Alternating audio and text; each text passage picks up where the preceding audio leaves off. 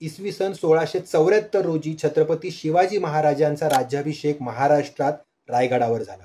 त्यानंतर बरोबर 2च वर्षांनी तमिळनाडूमधील तंजावर येथे आणखी एका मराठी माणसाचा राज्याभिषेक 1676 साली झाला. तर हा मराठी माणूस म्हणजे शिवाजी महाराजांचे सावत्र बंधू व्यंकोजीराजे भोसले.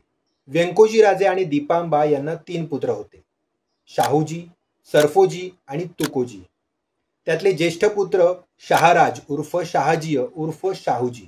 शहाराज अत्यंत शूर, राजकार्य धुरंधर, रसिक, कलासक्त, कवी आणि नाटककार होते. शिवाय ते विविध विषयांवर संस्कृत, मराठी, तेलुगू, तमिळ व हिंदी भाषांमध्ये ग्रंथ रचणारे तज्ज्ञ होते. तसेच संगीत आणि नृत्य कलेचे जाणकार देखील होते. म्हणूनच त्यांना दक्षिणेतील भोज असं देखील गौरवलं जातं.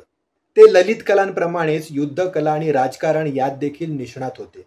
त्यांच्या जीवनावर तत्कालीन आणि उत्तरकालीन अनेक विद्वान कवींनी अनेक काव्यग्रंथ तसेच नाटके लिहिली. यावरून त्यांच्या अष्टपैलू व्यक्तित्वाची ओळख आपल्याला पटते.